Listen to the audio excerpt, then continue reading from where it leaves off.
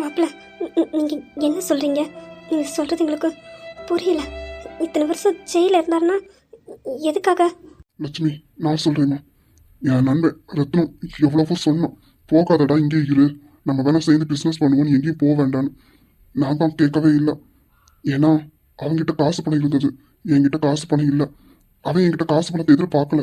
ஆனா எனக்குன்னு ஒரு மனசாட்சி வேணும்ல. ஒரு பிஸ்னஸ் தொடங்க போறேன்னா என்னோட பங்கும் இருக்கணும். ஆனா அதுல எந்த பங்குமே இல்லை. அவன் என்ன நண்பனா மட்டும்தான் கூப்பிட்டான், மற்றபடி என்கிட்ட இருந்து எதுவுமே எதிர்பார்க்கல. ஆனா இருந்தாலும் என் மனசு ஒத்துக்கல. என் நண்பன் சொல்லி மீறியும் அந்த தனசேகர் கூட தான் வேலைக்காக வெளியூர் போனேன். உங்ககிட்ட கூட சொன்னேன், ஞாபகம் இருக்கா? வெளியூருக்கு வேலைக்கு போறேமா, போயிட்டு 2 வருஷத்துல திரும்பி வந்துடுவேன்னு சொல்லிட்டு போனேன். மாசம் மாசம் பணம் அனுப்புறேன் அப்படின்னு சொல்லிட்டு தான் அவன்கிட்ட போனேன். என் நண்பன் தடுத்து மீறியும் அவன் கூட வேலைக்கு போனேன். வேலைக்கு போன இடத்துல நான் போய் சேர்ந்த உடனே அந்த தனசேகர் கிட்ட சொல்லிட்டேன், ஐயா வீட்லயும் தகவல் சொல்லிடணும். அவன் ஒய்ஃபு கிட்ட சொல்றேன்னு சொன்னான். ஆனா உனக்கு தகவல் சொன்னானா இல்லைன்னு எனக்கு தெரியாது. நானும் உன்கிட்ட தகவல் சொல்லிட்டேன் அப்படிங்கிற ஒரு நிம்மதியில வேலை பார்க்க ஆரம்பிச்சேன். வேலை பார்த்துட்டு இருந்தேன். அந்த முதலாளிக்கும் என்னை ரொம்ப பிடிச்சி போச்சு. அதனால அவர் எதுவாக இருந்தாலும் என்கிட்ட தான் சொல்லுவார். அப்படியே நாட்களும் போச்சு. அப்படி இருக்கும்போது ஒரு நாளைக்கு அந்த கன்ஸ்ட்ரக்ஷன்ல லோடு எடுக்கிறக்கு அமௌண்ட் மொத்தம் 50 லட்சம் ரூபாய் என்கிட்ட தந்து லாக்கர்ல வைக்க சொன்னார். நானும் கொண்டு வச்சேன். அவர் என்ன நம்பி தான் தந்தார். நானும் கொண்டு அந்த லாக்கர்ல வச்சது மட்டும்தான் எனக்கு தெரியும். அந்த பைசாவை காணாம போனதோ எடுத்துட்டு போனதோ எதுவுமே எனக்கு தெரியாது. நானும் லாக்கர்ல வச்சுட்டு என் பாட்டு வேலையை பார்க்க ஆரம்பிச்சேன். 10 நாள் கழிச்சு முதலாளியா அந்த பணத்தை எடுத்து வந்து சொன்னாரு. நான் எடுக்கலான்னு போனேன். ஆனா அங்க பணம் இல்லை. நான் வச்ச இடத்துல அந்த பணம் இல்லை. எனக்கு அதை பார்த்த உடனே என் தலையில இடி இறங்கின மாதிரி இருந்தது. என்ன பண்ணுன்னு தெரியல. இது கனவா இருக்குமான்னு ஒரு நிமிஷம் கண்ணை மூடி கூட திறந்து பார்த்தேன். எனக்கு பணம் இல்லை. உடனே முதலாளி கிட்ட ஓடி போய் சொன்னேன். ஆனா முதலாளி என்ன நம்பவே இல்லை. என்னடா பணத்தை எடுத்து ஒழிச்சு வச்சுட்டு இப்போ வந்து நாடகம் நடத்தியா, உன் கூட இந்த கூட்டாளிங்கடா அப்படின்னு கேட்டான். அப்பதான் எனக்கே தெரியும் தனசேகர் காணும். தனசேகர் எங்கன்னு கேட்டதுக்கு, நீ பணத்தை எடுத்து அனுப்பிட்டு இப்ப நீ வந்து நாடகம் பண்ணிட்டியா? இங்க பாரு, உன்கிட்ட பணம் தந்தது யாருக்கும் தெரியாது, உனக்கு எனக்கு மட்டும் தான் தெரியும். அப்படி இருக்கும்போது நீ எடுக்காம அவன் எப்படி எடுத்துப்பான் அப்படின்னு என் மேல தேவையில்லாத பழிய போட்டு அடிக்க ஆரம்பிச்சாங்க. பணம் எங்கடான்னு எனக்கு தெரிஞ்சதானே நான் சொல்ல முடியும். அப்படி என்ன போலீஸ்ல பிடிச்சு கொடுத்துட்டாங்க. அப்படி என் மேல பழியையும் போட்டு உள்ள தள்ளிட்டாங்க. இத்தனை வருஷம் ஜெயிலுக்குள்ளதான் இருக்கு. சத்தியமா சொல்றேன் லட்சுமி, உன்னையும் உன் பிள்ளையும் தெருவில் விடணும்னு நம்ம நினைக்கவே இல்லை. அது நான் பெற்ற பிள்ளைங்க. நான் எப்படி உங்களை தெருவில் விடுவேன்னு நினைச்சேன், விடல. உங்களுக்கு எப்படியாவது தகவல் சொல்லலான்னு எவ்வளவோ ட்ரை பண்ணேன். போலீஸ்காரங்க காலில் எல்லாம் விழுந்து கேட்டேன், சார் என் வீட்டுக்கு மட்டும் தகவல் சொல்லணும்னு. ஆனா யாருமே எனக்கு உதவி பண்ணல. ஒரு நாயின்னு 8 தான் உதைச்சாங்க. அப்புறமா தான் கார்த்திக் சார் வந்து என்னை கூட்டிட்டு வந்தாங்க. அது வரைக்கும் நீங்க இங்கதான் இருப்பீங்க எனக்கு எதுவுமே தெரியாது. நான் என் குடும்பத்தை என் நண்பனுக்கு கண்டுபிடிச்சா தெரியும் அப்படின்னு தான் சொன்னேன். அப்புறம் தான் ரவி சார் கூட்டிட்டு வந்தாரு. டேய், நான் உங்ககிட்ட அப்பமே சொன்னேன்டா, போக வேண்டாம், நான் சேர்ந்து பிசினஸ் பண்ணுவோம்னு சொன்னேனா இல்லையா? நீ கேட்டியா? பணத்தையோட நான் உங்ககிட்ட பார்த்தேன். நம்மளுடைய நட்பு போதாதா? நீ என்னடா இப்படி போய் 22 வருஷமா உன் வாழ்க்கை இழந்துட்டு வந்து நிக்க? என்னடா சொல்லு. அப்போ இமையா அப்போ உங்களோட நண்பனா? நீங்க என் நண்பன் எங்கே இருக்கான்னு தெரியல அப்படின்னு தேடின நண்பன் இவங்களா? ஆமா ஜானகி, இவன் தான் என்னோட நண்பன் சுந்தரமூர்த்தி. அப்போ ஏங்க இவ்வளோ நாள் என்கிட்ட சொல்லவே இல்லை? இமையோட அப்பா தானே? நான் இமையோட அப்பா இல்லைன்னு நினச்சிட்டு இருந்தேன். எப்பா மூர்த்தி, என்னை மன்னிச்சிரியா. இத்தனை வருஷம் நீ தண்டனை அனுப்பிக்க நானும் ஒரு விதத்தில் காரணம்தான். என் பையன் சொன்ன மாதிரி அன்னைக்கு நீ பிஸ்னஸ் அவன் கூட சேர்ந்து பண்ணியிருந்தேனா, இன்னைக்கு நீ உன் பிள்ளை பொண்டாட்டின்னு சந்தோஷமா தலை நிமிந்து இதே இடத்துல நீ வாழ்ந்திருப்ப. ஆனால் நான் தான் உன்னை எப்படி என் பையன் கூட கூட்டு சேரலான்னு நான் தான் இல்லாத பொல்லாத பேசி நீ உன்னால் எதுக்கு சண்டேன்னு ஒதுங்கி போனனால தான் இந்த தண்டனை நீ அனுபவிச்சிருக்க. என்னை மன்னிச்சிரியா. நான் வயசில் மூத்தவ தான். உன் காலில் விழுந்து மன்னிப்பு கேட்குறியா? என்னை மன்னிச்சிரியா. நான் பண்ணது எவ்வளோ பெரிய பாவம்னு இப்போ தான் புரியுது. நீ வேலைக்கு போன, ஆனால் நான் என் நாக்கு நரம்பு இல்லாத நாக்கு தானே, என்னவும் பேசுங்கிற மாதிரி எவ்வளவோ பேசிட்டேயா. என்னை மன்னிச்சிரியா. லட்சுமி, என்னை மன்னிச்சிருமா.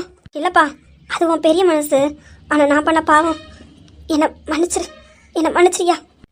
ஏங்க, அப்போ நீங்கள் எங்களை விட்டுட்டு போகலையா? நாங்கள் தான் உங்களுக்கு தப்பாக புரிஞ்சுக்கிட்டேனா? என்னங்க, என்னை மன்னிச்சிருக்கங்க. நான் கோபத்துலையும் ஆதங்கத்துலையும் பேசிட்டேங்க. இத்தனை வருஷம் இந்த ஊர் உலகம் சொன்னதா என்னால் அதை தாங்க முடியலங்க. உங்களை பொத்த உடனே கோபத்தையும் ஆத்திரத்தையும் கொட்டி தீத்துட்டேன். நீங்கள் சொல்ல வரதை கூட நான் கேட்கலங்க. என்னை மன்னிச்சிருங்க. லட்சுமி, எந்த பொண்ணா இருந்தாலும் இந்த மாதிரி தான் இருந்துப்பா, இந்த மாதிரி தான் பேசியிருப்போம். உன் மேல எந்த தப்பும் இல்லைம்மா, உன் மேல எந்த தப்பும் இல்லை. அப்பா, நான் நீங்கள் சொல்ல வரத உங்கள்கிட்ட கேட்காம வாய்க்கு பத்தபடி ரொம்ப பேசிட்டேன்ப்பா. என்னை மன்னிச்சிருங்கப்பா, என்னை மன்னிச்சிருங்கப்பா. என்னம்மா இமையா, சொல்ல வரத கூட கேட்காம? பாவம், ஏற்கனவே அவர் நொந்து போய் தான் வந்திருப்பாரு. நீங்கள் இப்போ பேசின பேச்சுல இன்னும் நொந்து போயிருப்பாரு. ஏன்னா அவர் வட்ட வழியோட நீங்கள் பேசின வார்த்தை தான் அவன் மனசை ரொம்ப பாதிச்சிருக்கும். ஆமாம் இமையா, அவர் இத்தனை வருஷம் அனுபவிச்சு வந்துட்டு பாரு, அந்த தண்டனையோடையும் நீங்கள் பேசின ஒவ்வொரு வார்த்தையும் தான் அவரை உயிரோட கொண்டு இருக்கும். ஐயோ இல்லம்மா, என் பிள்ளைங்க அவங்க பட்ட அவமானத்தையும் வேதனையை தான் கோபத்துல வெளிப்படுத்திட்டாங்க. என் பிள்ளைங்க மேல எனக்கு எந்த வருத்தமும் இல்லை. என் பொண்ணு வாமா, அப்பா கிட்ட வாமா. இப்போ புரியுதா இமையா? இதுதான் அப்பா. அப்பா எப்பவுமே நம்ம என்ன செஞ்சாலும் அவங்களுக்கு அது பெருசாகவும் தெரியாது. ஆனால் நம்ம தான் என்ன ஏதுன்னு புரிஞ்சுக்காம பழிய தூக்கி வார்த்தையாலையும் ரொம்ப கொட்டிடுவோம். சரி போ, அப்பா கிட்ட பேசு. அப்பா, என்னை மன்னிச்சிருங்கப்பா.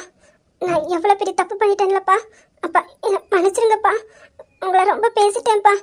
என்னை மன்னிச்சிருங்கப்பா. அப்பா என்னை மன்னிச்சிருங்கப்பா. என் அப்பா எனக்கு கிடைச்சிட்டாங்க. நான் இனி அப்பா கூட சந்தோஷமா இருப்பேன். அப்பா, அப்பா. இல்லம்மா, எனக்கு உன் மேல எந்த கோபமும் இல்லை. நீ அப்பா அப்பான்னு கூப்பிடும் போது ரொம்ப சந்தோஷமா இருக்கு. எல்லாத்தையும் மிஸ் பண்ணிட்டேங்களம்மா. என் பொண்ணு, என் பொண்ணு. ஏ அர்ஜுன், வாயா. நீ ஏன் தள்ளி நிக்க? அப்பா உன் மேல எனக்கு எந்த வருத்தமும் இல்லை. இங்க வாயா, அப்பா கிட்ட வாயா. யாயா வரமாட்டியா? இன்னும் கோவமா தான் இருக்கியா? போங்க அர்ஜுன், போங்க. அவர் கூப்பிடுறாருல, போங்க. அப்பா என்ன மன்னிச்சிருங்கப்பா, என்ன மன்னிச்சிருங்க. கோபம் ஏன்னா எல்லாரும் எங்களை நடத்தின விதம் அதான்ப்பா பேசிட்டேன். ரொம்ப கஷ்டப்பட்டுட்டீங்களாப்பா, ரொம்ப கஷ்டப்பட்டுட்டீங்களா? அதெல்லாம் ஒன்றும் இல்லையா. இப்போ உங்க கூட இருக்கேன்ல, உங்க கூட இருக்க போறேன்ல, அதை நினைக்கும் போது சந்தோஷமா தான் இருக்கேன். இத்தனை வருஷம் பட்ட வழியெல்லாம் பறந்து போயிடும். உங்க கூட இருக்கும்போது எனக்கு அதெல்லாம் பெருசாவே தெரியாதுயா. எனக்கு இது போதுயா. என் பிள்ளைங்க, என் பொண்டாட்டி என் கூட இருக்காங்க. இது போதுயா, இது போதும். சாகர காலத்துலயாவது உங்க கூட இருக்கேனே, அது போதும். எங்க உங்க எல்லாரையும் பார்க்காமலே போய் சேர்ந்துருவேணும் பயமா இருக்குது. பார்த்துட்டேயா, பார்த்துட்டேன். இது போதும், இது போதுயா. அப்பா, அப்பா, என் அப்பா வந்துட்டாங்க. என் அப்பா வந்துட்டாங்க. இல்லை, நான் என் அப்பா கூட இருக்க போறேன். என் அப்பா கூட இருக்க போறேன். அழாதாம்மா, அழக்கூடாது. என்னம்மா அழக்கூடாது. அப்பா இனிமே எங்கேயும் போக மாட்டேன். உங்க கூட தான் இருக்க போறேன். எங்கேயும் அப்பா போக மாட்டேன். நாங்க விட மாட்டோம். இனிமே நீங்க எங்கேயும் போக வேண்டாம், எங்கேயும் வேலைக்குன்னு போக வேண்டாம். இங்கே இருந்துருங்க. அண்ணா பார்த்துப்பா. நீங்க இனிமே அம்மா கூட அண்ணா கூட எல்லாம் சந்தோஷமா இருக்கணும். எனக்கு அதுதான் வேணும். நீங்க எங்கேயும் போக கூடாது, எங்க கூட தான் இருக்கணும். இல்லம்மா, எங்கேயும் போக மாட்டேன். உங்க கூட தான் என்னோட இருக்க அந்த மீதி காலத்தையாவது இன்னும் நான் எத்தனை வருஷம் இருக்க போறேன்னு எனக்கு தெரியல. அந்த இருக்க வருஷத்துலயாவது உங்க கூட சந்தோஷமா வாழ்ந்துட்டு போகணும். அதுதாம்மா எனக்கு வேணும். அப்பா இப்படி பேசாதீங்கப்பா. உங்களுக்கு எதுவும் ஆகாது. நீங்க ரொம்ப வருஷத்துக்கு நல்லா இருப்பீங்க, எங்க கூட இருப்பீங்க. அதெல்லாம் உங்களுக்கு ஒன்றும் ஆகாது. அப்புறம் அப்பா, உங்க பேரனையோ பேத்தியோ இன்னும் 7 மாசத்துல வந்துருவாங்களா? அவங்கள தூக்கி கொஞ்சம் வேண்டாமா? அவங்கள கையை பிடிச்சு அவங்களுக்கு விளையாட்டு காட்ட வேண்டாமா? அதுக்குள்ள இப்படிலாம் பேசக்கூடாதுப்பா. என்னம்மா சொல்ற? அப்போ உனக்கு கல்யாணம் முடிச்சிட்டோம்? ஆமாப்பா, ரத்னம் அம்மா பையன் வர்மாவை தான் கல்யாணம் பண்ணியிருக்கேன்ப்பா. அப்போ எனக்கு கூட்டிட்டு வந்த ரவி சார் தான் உன்னோட புருஷனா? டேய் மூர்த்தி, என்னடா ரவி சார்னு சொல்லிட்டு இருக்கா? உன் மருமகன் மாப்பிள்ளைன்னு சொல்லிடா. ஆனா நான் உன்னை மன்னிக்க மாட்டேன்டா. என் பேச்சை கேட்காம போனல, நான் உன்னை மன்னிக்கவே மாட்டேன். என்கிட்ட மன்னிப்பு உனக்கு கிடைக்காது, போடா. அப்ப எனக்கு சொன்ன மாதிரி என் பிள்ளைய உன் வீட்டு மருமகளை ஏத்துக்கிட்ட, அப்படித்தானே? என்கிட்ட அப்பவே சொன்னேன், என் பொண்ணு பிறந்தோன்னே சொன்னேன், உன் பொண்ணு என் பையனுக்கு தான். அதே மாதிரி நான் இல்லைனாலும் எனக்கு தந்த வாக்க நிறைவேற்றிட்டேடா. நீ நண்பனா கிடைச்சதுல நான் தான்டா ஏதோ புண்ணியம் பண்ணியிருக்கேன். நான் அவனை அப்பமா சமாதானப்படுத்திக்கிறேன்டா. இப்போ என் பொண்டாட்டி பிள்ளைங்களை கொஞ்சம் பார்த்துட்டு கொஞ்சிட்டு வரேன்டா. உன்னை அப்புறமா வந்து உன்னையும் கொஞ்சம் என்னடா? சரிடா சரி, நீ முதல்ல உன் பிள்ளைங்களை எல்லாரையும் பார்த்துட்டு அப்புறமா வந்து நம்ம வேணா உன்னை தூக்கி போட்டு மிதிக்கிறேன்டா. நான் சொல்லி மாதிரியே போனேன், ஆனால் உன்னை நான் சும்மா விட மாட்டேன், பார்த்துக்கோ. அக்கா, இனிமே மச்சானை கையில் பிடிக்க முடியாது. ஏன்னா அவங்க நண்பன் வந்துட்டாங்க. இனிமே நீங்கள் பாவம் தான்க்கா. ஆமாம் ஆமாம், எல்லாத்தையும் கேட்டுட்டு பார்த்துட்டு தான் நினைக்கேன். வயசை பற்றி ஆனால் பேசுறது சின்ன பிள்ளைங்க மாதிரி பேசுகிறாங்க. என்னத்த சொல்ல. ஆனால் அவங்க மச்சானுக்கு ரொம்ப மன வருத்தம் உண்டுட்டா. நண்பன் எங்கே போனேன்னு தெரியாமல். அதான் பார்த்த சந்தோஷத்தில் குழந்த மாதிரி பேசிகிட்டு இருக்காங்க. ஆனால் பார்க்க நல்லா இருக்கு. இமையாக்கா அவளோட ஏக்கம், அர்ஜுனுக்கு அவனோட ஏக்கம் எல்லாமே தீர்ந்துட்டு ரொம்ப சந்தோஷமா இருக்கு. இப்படி குடும்பமாக பார்க்க ரொம்ப சந்தோஷமா இருக்கு. டேய், இப்பவும் அப்போ போலதான்டா இருக்கா, மாறவே இல்லை நீ. நான் மாற மாட்டேன்டா. ஓ நண்பன், இந்த மூர்த்தியோட நண்பன் ரத்னம், இந்த ரத்னத்தோட நண்பன் மூர்த்தி மாறாதுடா, எப்பவுமே மாறாது. ரொம்ப சந்தோஷம்டா. இப்ப நண்பன் இல்லடா, சமந்தி. என்னடா சமந்தி, எப்படி இருக்க? ஆமா ஆமா, சமந்தி தான். ஆனா இன்னொரு விஷயம் இருக்குடா, அதை உங்ககிட்ட அப்புறமா சொல்றேன். ஏன்னா அதுக்கு வீட்டுல எல்லாருக்கும் சம்மதம். ஆனா ஒரு ஆளை தவிர அந்த ஆளுக்கு விஷயம் தெரியாது. அதனால பின்னாடி பேசுவோம்டா அதை. என்னடா அர்ஜுன் சாச்சனா கல்யாண விஷயமா? அம்மா, உங்களுக்கு அம்மா அது வந்து அத்தை உங்ககிட்ட சொல்லக்கூடாதுன்னு இல்லை. அது வந்து எனக்கு இந்த கல்யாணத்தில் முழு சம்மதம். சாச்சனை படித்து முடிச்சதுக்கப்புறம் மேல்கொண்டு பேசுவோம். அம்மா அம்மா, ரொம்ப சந்தோஷமா. ஜானகி அம்மாவே ஒத்துக்கிட்டாங்க. ரொம்ப சந்தோஷம். என்ன அர்ஜுன், இமையா, நீங்களே இப்படி உங்க அப்பாவை கட்டி பிடிச்சிட்டு இருந்தா எப்படி? உங்க அம்மாக்கும் கொஞ்சம் இடம் கொடுக்கறது. இவன் அத்தை வாயோட சும்மா இருக்க மாட்டான். டே மகேஷ். என்னம்மா? ஒன்றும் இல்லைடா. லட்சுமி வாமா, ஏன் தள்ளி நிக்க, வா. கார்த்திக், உங்ககிட்ட கொஞ்சம் பேசணும். ஒரு விஷயம் சொல்லணும். கொஞ்சம் வாங்க. சரி வா. ரவி, சாரிடா, நானே வந்தோன்னு சொல்லணும்னு நினைச்சேன், மறந்துட்டேன். போங்க, போய் தங்கச்சி ஒரு குட் நியூஸ் சொல்லுவாங்க, கேட்டுட்டு வாங்க. போங்க. என்னடா? அது தங்கச்சியே சொல்லுவாங்க, போய் கேட்டுட்டு வாங்க. போங்க சார். சார் என்னது? உள்ள வாங்க சொல்றேன். அப்பா வாங்கப்பா, சாப்பிடுங்க வாங்க. அம்மா, அப்பாவுக்கு பிடிச்சதெல்லாம் சமைங்கம்மா. அப்பாவுக்கு பிடிச்சதை மட்டும் சமைங்க. வாங்குங்க வாங்க, வாய்க்கு ருசியாக சமைச்சு போடுறேன். வாங்குங்க. பாரலட்சுமி, உன் கையால கஞ்சி தந்தா கூட எனக்கு போதும். உன் கையால சாப்பிடணும், அதுதான் இப்ப எனக்கு வேணும். என்னங்க இப்படிலாம் பேசாதீங்கங்க, கஷ்டமா இருக்கு. என்னங்க மன்னிச்சிருங்க, வாய்க்கு பந்தபடி ரொம்ப பேசிட்டேன்லங்க, என்ன மன்னிச்சிருங்க. என்னம்மா இப்படி எல்லாம் பேசுற? அப்படியெல்லாம் இல்ல. சரி, என் நண்பன் கிட்ட பேசிட்டு வரேன், கொஞ்சம் இருங்கம்மா, இந்த வாரேன். டேய் நண்பா, என்ன மன்னிச்சிருடா. நீ சொல்ல கேட்காம போனேன்லடா, அதான் மன்னிச்சிருடா. என்னடா அதையே பேசிட்டு இருக்க? விடுடா, என்ன பண்ண முடியும்? தலைவிதி, நீ போய் கஷ்டப்பட்டிருக்க, அதெல்லாம் பேச வேண்டாம். அதெல்லாம் மறந்து. அப்புறம் இன்னொன்னு, என் கூட தான் இருக்கணும், நான் சொல்றதான் கேட்கணும். அதை மீறி ஏதாவது பண்ண, இல்லடா நான் அதை பண்றேன் இதை பண்றேன்னு கொண்டு பார்த்துக்கோ, என் கூட தான் இருக்கணும். இல்லடா, இனிமே நீ சொல்றது மட்டும்தான் நான் செய்வேன், சரியா? சரிடா, அழாத. நீ அழுறது பார்க்க என்னால முடியாது, அழாத.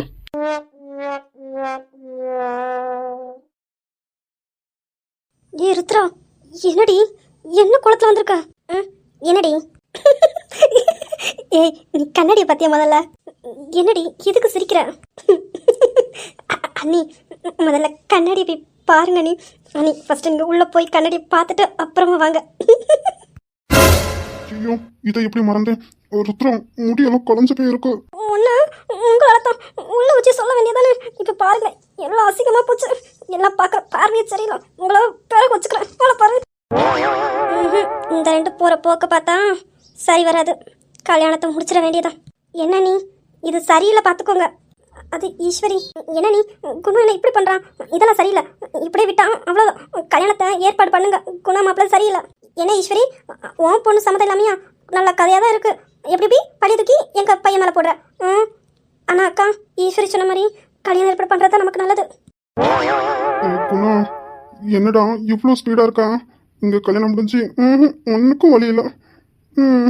டேய், என்னடா இப்படி வெறுப்பேத்துறா? பார்த்தியா என் தம்பி, உன் தங்கச்சி எவ்வளோ ஸ்பீடாக இருக்காங்க. நீங்கள் இருக்கே நேத்ரா, வாயம்மா, நம்ம வேணா உள்ளே போவோமா? அதெல்லாம் ஒன்றும் இல்லை, மூடிட்டு இல்லையா? பாரு, மயிலேனா இறக்க போடாது, அப்புறம் இறக்க பிடுங்க வேண்டியது இருக்கும், பார்த்துக்கோ. ஒழுங்கு மரியாதையா உள்ள வாடி. வாங்க பாரு. என்ன என்ன இப்படிலாம் பேசுற? இதுக்கு மேலேயும் பேசு, மரியாதையா உள்ள வா. அதான் கூப்பிடுறான்லம்மா, போமா. இல்லைனா எல்லாரும் இருக்கும், போமா. அவன் கூப்பிடும் போதே உள்ள போயிடு. ஜோ முகேஷ், உன்னாலதையா? ஆளை பாரு, மூஞ்சி பாரு, முகரை பாரு. எல்லாத்தையும் நம்ம ரூம்ல போய் பார்த்துக்கலாம், வா.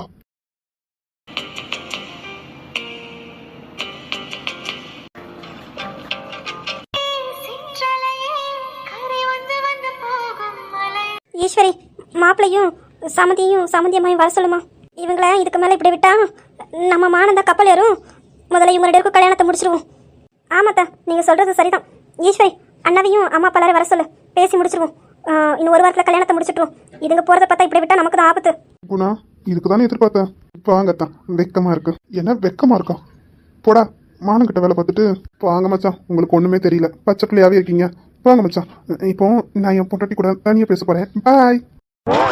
ருத்ரா, அதான் நமக்கு கல்யாணம் ஏற்பாடு பண்ணிட்டாங்கல்ல, வாங்க மறுக்கா கூட போய் ரிஹர்சல் பார்ப்போம். மரியாதை போயிடுங்க. ஆளை பாரு, கேவலப்படுத்திட்டு இன்னும் வரணுமாமே. என்ன ருத்ரா இப்படி சொல்கிறேன்? ஏதோ நான் மட்டும்தான் ரொம்ப பண்ணாதுன்னா நீயும் தான். ஐயோ போய மூடியா, நானே அசிங்கமா போச்சுட்டு இருக்கேன், நீங்க வேற போங்க. ஏய் குணா, கல்யாணம் முடித்த வரைக்கும் ஏதாவது பண்ண வேண்டாத வேலை கொண்டுருவேன். ஏமா ஈஸ்வரி, கல்யாணம் முடித்த வரைக்கும் ருத்ரா அங்கேயே இருக்கட்டுமா, இங்க வேண்டாம். ஆமனே, நீங்க சொல்றதா சரி. என் பொண்ணு பிள்ளையும் எனக்கு நம்பிக்கை இல்லை. அவங்க அப்பா வந்தானே பேசி முடிச்சுட்டு அவளை அங்கேயே அனுப்பிடுவேன், கூட்டிட்டு போயிடுதானே. இங்க பாரு, 2 பேரும் பிரிக்கிறதுக்கு திட்டம் போட்டுட்டாங்க. வா நம்ம ஓடிடுவோம். ஆமா குணா, வா குணா. அஞ்சலி 2 பேரும் போறத பத்தியா எப்படி ஓடுறாங்க பாரு. ஆமா ஆமா வருமா. என்கிட்ட பேசவே பேசாத. நான் அவ்வளோ சொல்றேன், அப்படி இருந்து போய் தொலைய வேண்டியதான்னு கேட்குறேன். என்கிட்ட பேசுறாதா?